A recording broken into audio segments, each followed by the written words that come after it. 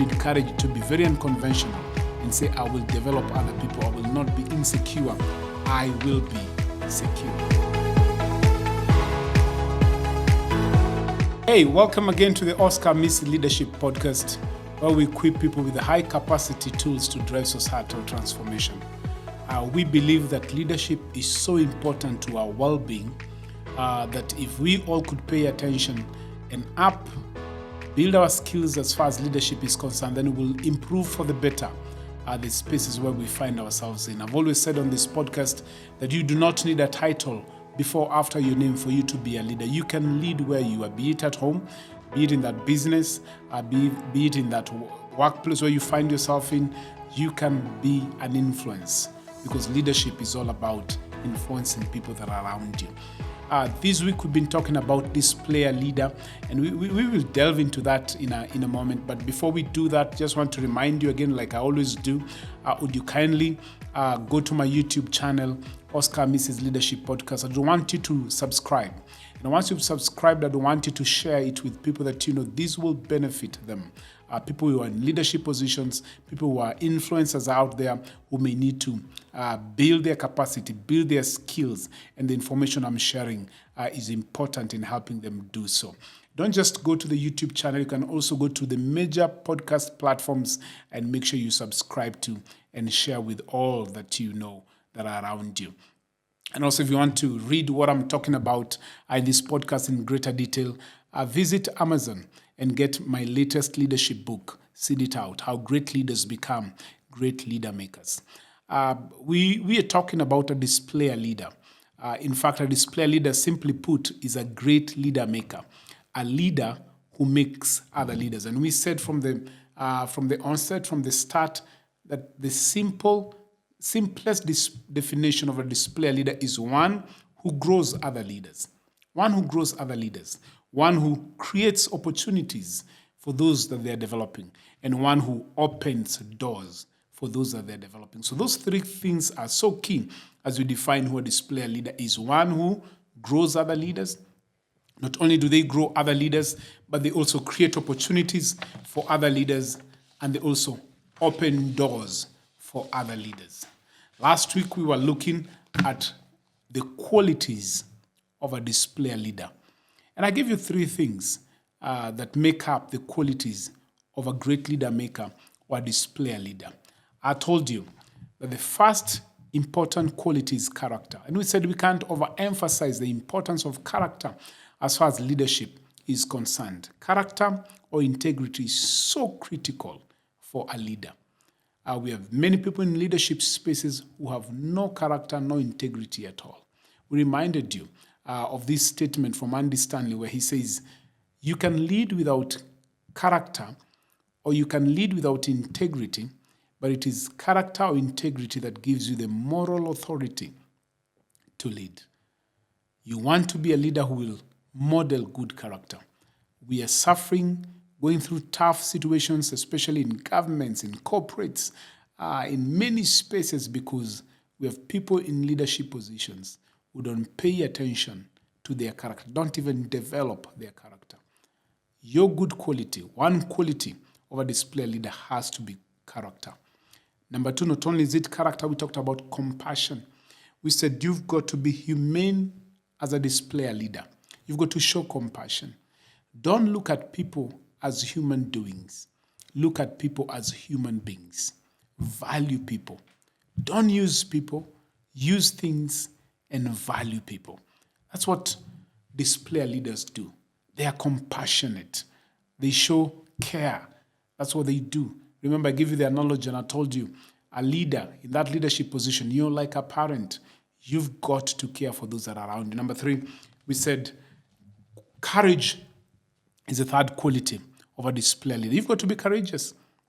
You've got to trust your guts to take calculated risks as a leader. Why? Because leadership is not easy. Leadership is tough. Because in leadership, you make decisions. Sometimes you make unpopular decisions. In leadership, you've got to lead people when they are down, maybe discouraged, be the only one who tries to inspire and rally them up for a good cause. That takes courage. You also need courage to know that I don't need to be afraid to develop and display others with the fear that they may outdo me and I become irrelevant. No, don't follow the conventional thinking of leadership. You need courage to be very unconventional and say, I will develop other people. I will not be insecure. I will be secure. Today, I want us to look at the techniques of the technicalities of displaying. How do I display?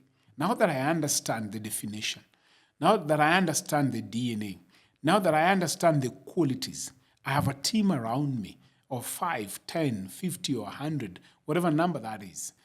How do I display them? How do I become a great leader maker? How do I grow them? How do I create opportunities for them? How do I open doors for them? And I want to share today 2 things that you need to do for you to become a display leader.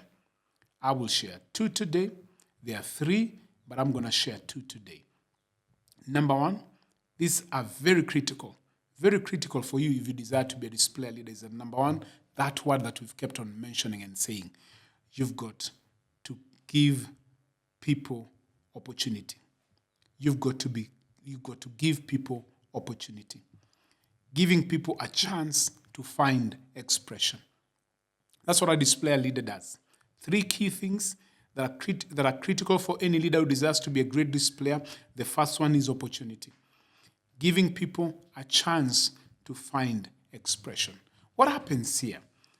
Simply what happens here is that here's an important question that every display leader asks themselves every day in regard to creating opportunities. A question that you and I, if you've got to be display leader, we've got to ask ourselves every day. And this is the question: what opportunities do the people I'm developing need to expand their expression and sharpen their competence?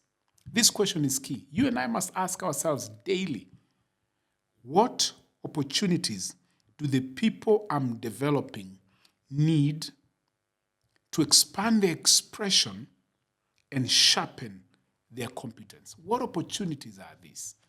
That's the question that you should keep on asking yourself. What opportunities do they need? But I want to share with you 3 critical opportunities that every upcoming leader needs. 3 key opportunities that any leader that you're developing needs for them to become better. Number 1 is opportunity for self-awareness. In fact, I call it opportunity for self-discovery. You see, upcoming and developing leaders will more often than not doubt their own ability and potential. They will. They'll keep on second-guessing themselves because they're upcoming. They don't have the experience. They're just learning the ropes. They need someone who they look up to take time and point out those inherent qualities, gifts, and potential that they possess. As in, because they doubt themselves, it takes somebody who's been there to say, I see potential in you. I see this kind of greatness inside of you. I see these giftings inside of you. They need a leader to point them out. As you do that, you're affirming them and you're building their confidence. They need opportunity for self-discovery. It only happens if you and I, who may be experienced in leadership, can look at the people that you're developing and tell them, I see this quality in you, work on it, be better. I mean, they do something, they do well, affirm it, keep on affirming it. You're giving them an opportunity for self-discovery. That's what you're doing. See, when you give them that opportunity for self-discovery and self-awareness, you help them do 2 things. Number 1, you help them discover. What happens when they discover? They get to discover their gifts, talents, and potential that they have, but they were never aware of. They get to discover their gifts, talents, and potential that are residents in them, but they've never been aware of. Because it takes somebody to come and hold you and say, hey, you can do this. I see this inside of you. So you're giving them opportunity. They are able to discover gifts and talents that they are never aware of. And then number 2, not only do they discover, but they also rediscover. So they discover, and then they also rediscover. And what do I mean by this? Is that they get to rediscover and even reawaken gifts, talents, and potential that they knew they had but had become dormant either because of frustration or lack of support that resulted in the potential being buried. This is so key. Let me say it again. They get to rediscover. They get to rediscover and even reawaken gifts, talents, and potential that they knew they had but had become dormant either because of frustration or lack of support that resulted in that potential being buried. So one, they get to discover gifts and talents that they never knew they had. Two, they get to rediscover talents, gifts, and potential and reawaken them that had become dormant, either because they felt frustrated, not supported, and they ended up burying those gifts and talents. So when you give them opportunity, you give them an opportunity for self-discovery, self-awareness. The other opportunity that you give them is opportunity for access. That's how you do. So you practically say, I'm going to give these people access. I will give them access. And giving people opportunity for access is simply calling them to be with you. Remember me talking about last week saying you can't insulate yourself as a leader? This is it. So you're giving them access to be with you. Listen to this. Displayer leaders consistently create access for those that they're developing. For what reason? In order for them to glean lessons and experience from them. In order for them to be able to glean lessons and experiences from you as a leader. You're literally calling these people to be with you. That's what you're doing. You're saying, come and glean. Come and have access. Come and be with me. Come and see me. Come and see how I do stuff. That's what you're doing. That's what you do when you give opportunity for access. You're calling people to be with you. Just like opportunity for self-discovery, self-awareness, opportunity for access helps the people you're developing achieve two things or pick two things. One, it's character. Again, that word comes back. But it's a little bit different here because when you give them access, they learn and pick lessons on how you as a leader live your life. How you live your life. How you're able to deal with issues. How you're able to act or react to certain situations. They get to see that. They get to know how you live your life as a leader. And then number two, when you give them opportunity for access, they get to see and pick lessons on competence. And this is how the leader processes things when there is a crisis around them. Seeing how the leader faces difficult situations. Like, there's an issue, there's a crisis. You give them access, they're able to see how did you respond to that crisis? How do you get to the decision that you made? How did you carry yourself in that turbulent period in the organization? That's what happens when you give them access. And it's not just for them to see, they are picking lessons that they'll be able to practice in the future when they find themselves in such situations. This is what we've told you today. Now listen, practically, how do you display? You've got to give people opportunity. Give them opportunity. When you give them opportunity, you give them opportunity for two things. One is self-awareness. And as you give them self-awareness, they get to discover gifts that they never thought they had. Or two, they get to rediscover gifts and talents or reawaken them that they knew they had, but either because of frustration or lack of support, they got buried. And then you also give them opportunity for access. When you give them opportunity for access, you're literally calling them to be with you.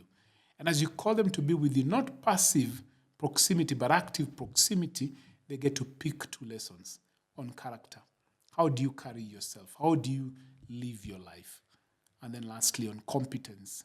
How do you respond? How do you make decisions when there's a crisis, when there are difficulties around you? If this has helped you today, let me reiterate what I've kept on saying every week.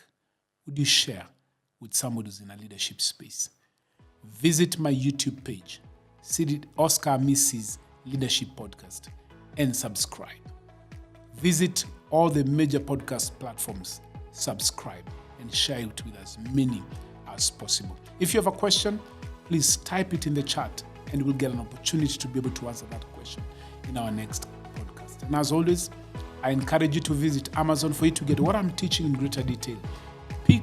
Buy my latest leadership book, Sit It Out, How Great Leaders Become Great Leader Makers. That's the best decision you'll be making this year for your leadership journey.